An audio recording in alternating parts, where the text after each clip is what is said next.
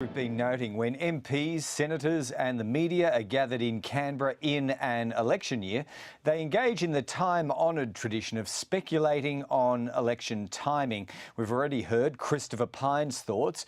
We spoke to Labor's Michael Danby too about elections, the retirement of Brough and security in the Asia-Pacific region.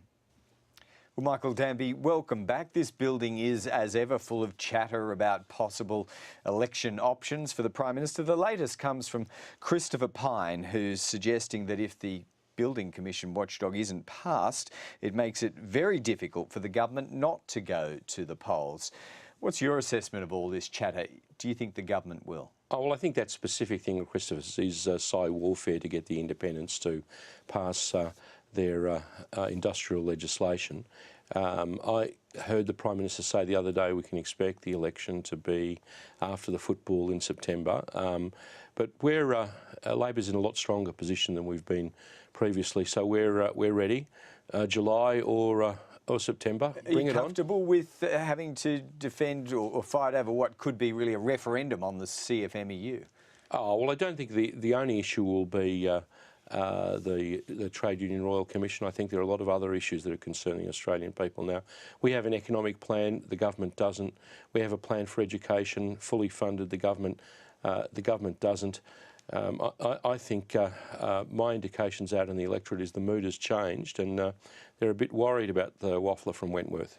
All right. Well, one person who won't be contesting that election is Brough. He's fairly abruptly decided that he'll leave at the next election. Now, you watched all of the Peter Slipper saga with a forensic approach to detail.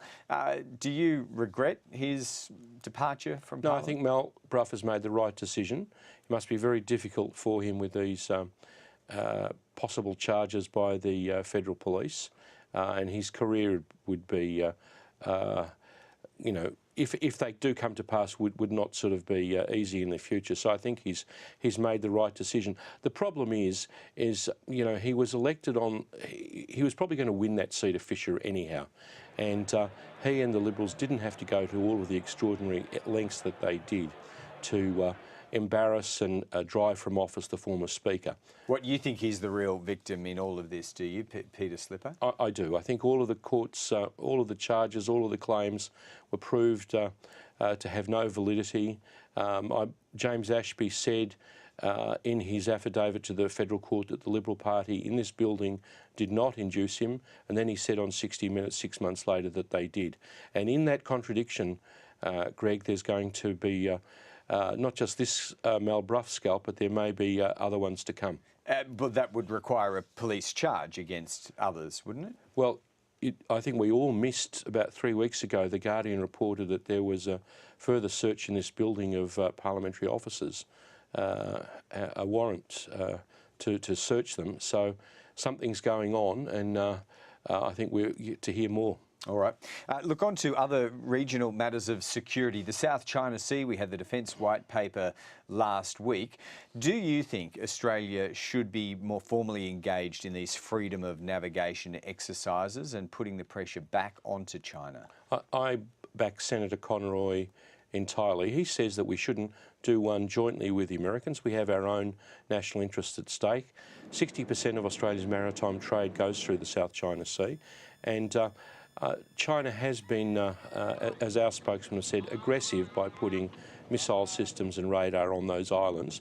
Building them in 18 months was a big enough challenge, but yes, I believe, and Senator Conroy and the Labor opposition has said that Australia should conduct a freedom of navigation exercise independently, advising China beforehand and seeking, as we do on both sides of politics, to have good relations and a good trading relationship. So advising China beforehand, making a public statement to Australians beforehand, or you do that afterwards? Well, I leave that to the minutiae of that to Senator Conroy, who's our defence spokesman, but we should definitely do it.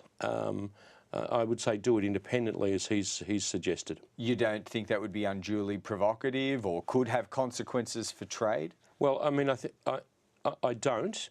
I think China is very realistic about these kinds of things. We have all kinds of products, from milk to coal that they need, good, clean, green Australia, and we should try and proceed with having good relations with China at the same time as being firm and standing up for our own interests.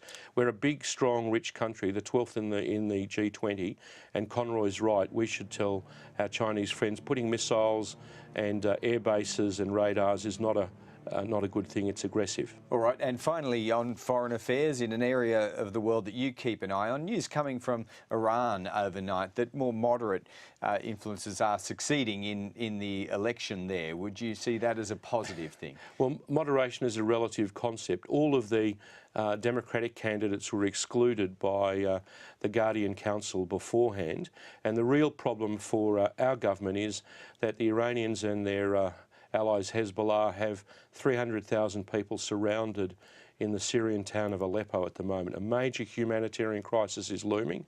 Iran still has its aggressive regional policies, and the opposition's not satisfied with the government taking sanctions off Iran without any parliamentary scrutiny, and we'll be having more to say about that this week. All right, Michael Danby, thank you.